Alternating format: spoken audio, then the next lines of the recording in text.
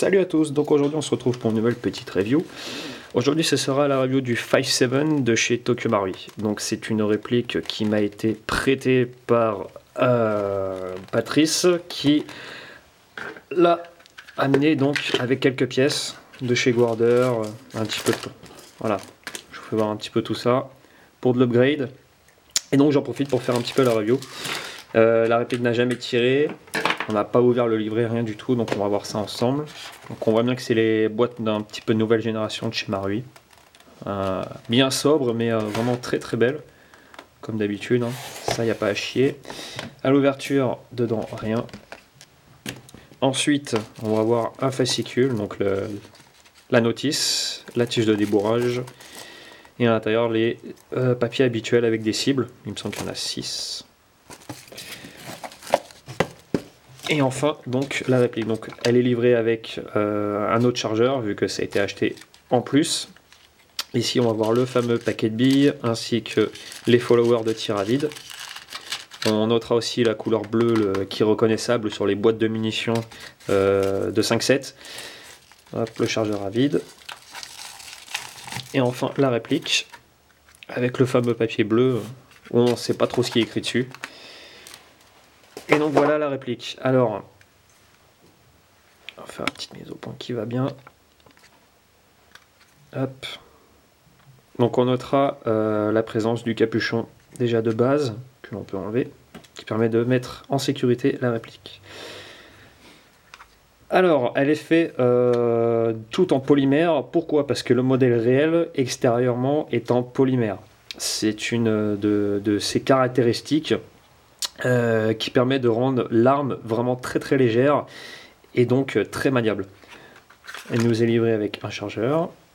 Je vais avoir mon 5.7 de chez Cyber, le modèle à gaz. Alors on soupçonne que ce soit du SRC pour comparer un petit peu la réplique. Et vu que j'ai déjà tiré avec le vrai, je vais pouvoir voir un petit peu les différences qu'il y a. Donc on notera la présence de marquages semi-réalistes. On va avoir plusieurs un numéro de série. On va avoir FNR Stahl Belgium. Hop. Ici, on va avoir la reproduction du logo FN. Donc, pas pour Front National, hein, pas faire dire des conneries, mais fabrique nationale. De l'autre côté, on va avoir le Made in Japan Tokyo Marui Corporation Ltd. Le logo ASGK, simplement pour l'association. Donc, en fait, c'est pour tout ce qui est contrôle qualité.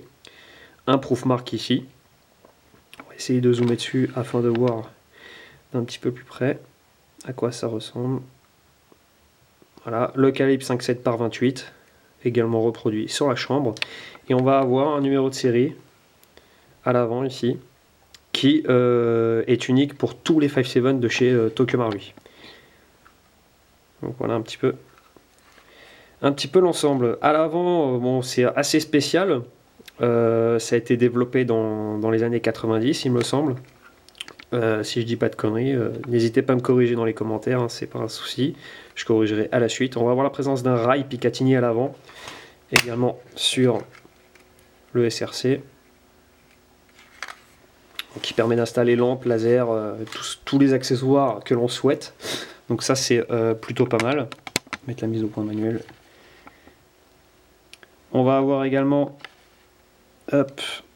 une large arcade de pontée, ce qui permet d'utilisation avec les gants. Ça c'est plutôt pas mal.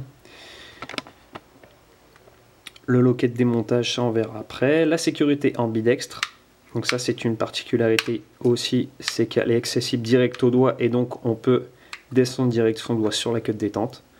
Je pense que ça permet d'être vraiment très rapide en action.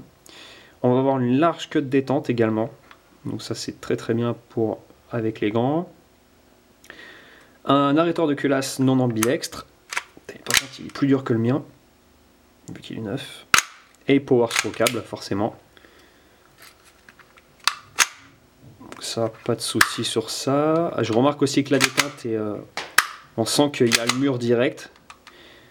Enfin, il y a le mur direct, il y a un léger jeu à rattraper. Et ensuite, le coup part. Et on n'a pas d'over travel. Alors on voit que la détente vraiment s'arrête bien plus loin que l'arrêtoir à la fin. On va avoir un arrêtoir de chargeur ambidextre que l'on peut changer de côté. Hop. Donc le chargeur se met bien, il n'y a pas de problème sur ça. Voilà. Alors est-ce qu'il va y avoir du jeu? Oui, un petit peu de jeu. Bon, après ça reste un GBB, c'est pas non plus ultra. Il y a tout ce qui gêne. Voilà, le mien n'a pas de jeu. Alors est-ce que l'ajustement a été bien fait sur le mien? Je ne sais pas. Je pense que oui. Après ça reste du Marui, ça reste fiable en soi.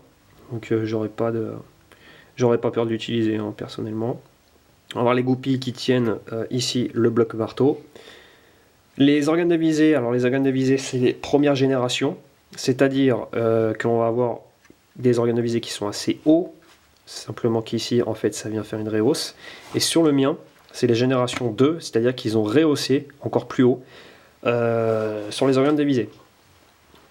On remarque aussi que les contrôles sont en gris, ce qui permet aussi de dire que c'est les premières générations. Contrôle en plastique et non en métal. Hop, les organes de visée ne sont pas réglables, ils sont simplement fixes, mais largement suffisants pour l'utilisation en bâtiment. À l'arrière, donc les 3 points blancs classiques, largement suffisants. On va avoir ici, alors c'est un peu comme sur les HK45, une préhension ici qui permet vraiment d'armer très facilement, que ce soit sur l'arme ou la réplique. Et on peut faire donc un CPS sur le vrai. On bloque un petit peu, il faudrait passer au lubrifiant. Voilà un petit peu l'ensemble, la sécu qui bloque la détente. En parlant de détente, on va voir un petit peu le trigger reset et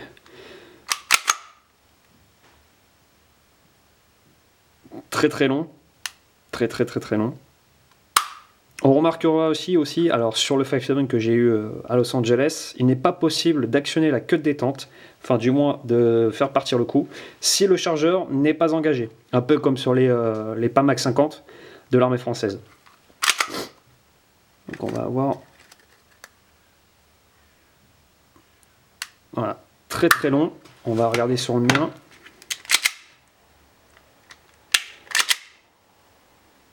Donc pareil, voilà, très long. Donc bon, à voir un petit peu en test de tir ce que ça donne si on peut faire des double tap plutôt rapide. Le puits de chargeur. On notera aussi la présence, alors ça c'est vraiment dommage, je pense que Mario aurait pu faire un effort. C'est sur les finitions, on voit les traces de moulage. Alors pour ça, du papier de verre et de l'huile silicone permettrait de vraiment atténuer tous ces défauts de finition. Bon, c'est pas très grave en soi, c'est juste de la finition. Mais j'espérais un petit peu mieux de chez Marui. En ce qui concerne l'interne. Hop, donc on ouvre, on vient faire basculer à l'arrière le petit téton qui se trouve à l'avant. Et normalement, on peut désolidariser la culasse de la frame. La frame, alors, voyons un petit peu ce qu'il y a dedans. Ça a l'air d'être propre. On notera l'oreille de culasse qui est ici. Donc voilà, elle est vraiment totalement sèche. Hein. Du coup, comme je disais, voilà l'interne. Bon, c'est propre. Par contre, c'est très sec. Il va falloir penser à une lubrification. Voilà un petit peu. Donc on a un marteau avec un petit bearing ici pour faciliter le réarmement. Une trigger bar de tout ce qui est plus standard. Hein. On appuie dessus. Hop, ça remonte bien. Ça a l'air costaud, bah c'est Marui. Hein. Ensuite, hop, la culasse. Alors la culasse, on va avoir le réglage du hop-hop qui se trouve ici. Alors que sur le mien, c'est une vis à laine où il faut vraiment démonter le canon pour pouvoir y accéder. Et ensuite, normalement, voilà. Donc on a le canon.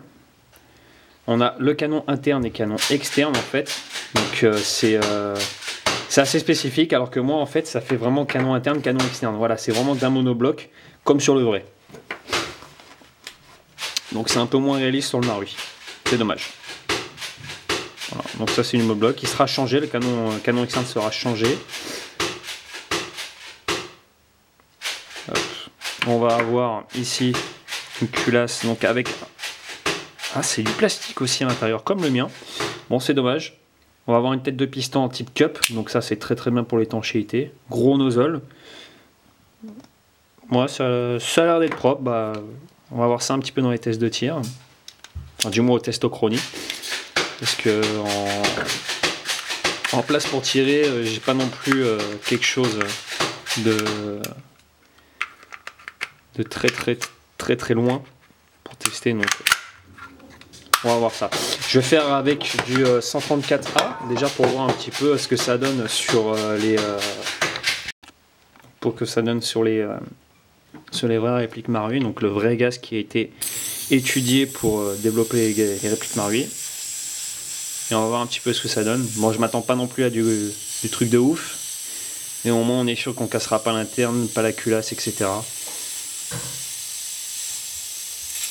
Voilà. Alors pour ceux qui ne me croient pas, je vais essayer de retrouver comme quoi que c'est bien du 134A. FR, CFC. Bon, je sais plus où est-ce que c'est. Dans tous les cas, c'est bien du 134A. Et voilà un petit peu ce que ça donne. Bon, c'est pas un kick de ouf.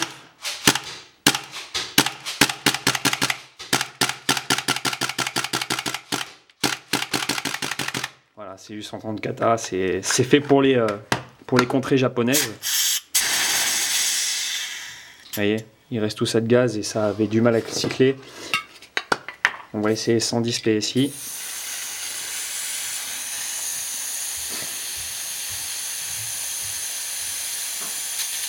Hop, je mesurais juste la température du chargeur. Donc il a 14 degrés. Ouais, on va voir.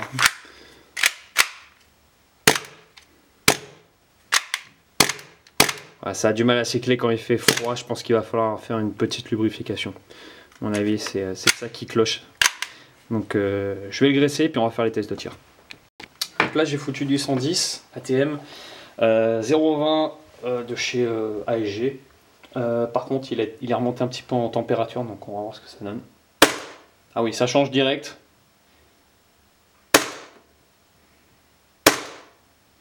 Kick est bien sympa, hein.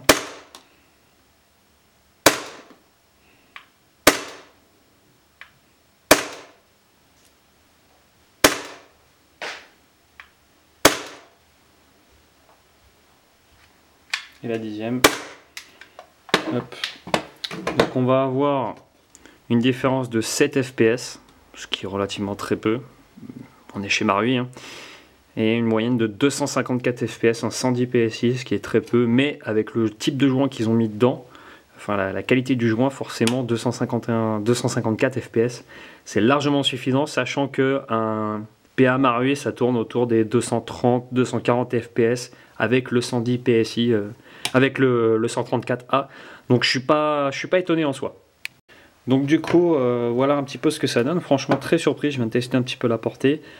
Ça part bien plus de 50 en 0,20. Je pense que la 0,25 ça serait plus adapté. On a vraiment quand même une très belle réplique, une très belle finition. Bien que la finition niveau réaliste, ça reste quand même le SRC, il n'y a pas photo. On va dire qu'il y a des pour et des contre. Bon, moi c'est la première fois que je tiens un 5.7 Marui, ça fonctionne vraiment super bien. Réputation Marui oblige. On a un kick qui est vraiment très sympa. Voilà, 110 PSI, ça kick. C'est pas non plus un truc de ouf. Bon, là, je crois qu'il n'y a pas assez de gaz. Ouais, je pense qu'il n'y a pas assez de gaz. Ouais, voilà, il n'y a pas assez de gaz, donc du coup, voilà ce que ça donne. On a vraiment quelque chose de vraiment très joli, très sympa. Ça change de tous les PA qu'on peut voir. J'en ai pas trop vu sur les terrains, voire quasiment pas du tout. Donc voilà, pour moi, c'est quand même une très belle réplique à acheter, soit pour la collection, soit pour l'utilisation. Et donc voilà. Moi je vous remercie d'avoir vu cette petite vidéo, et puis moi je vous dis à bientôt pour une nouvelle review. Ciao!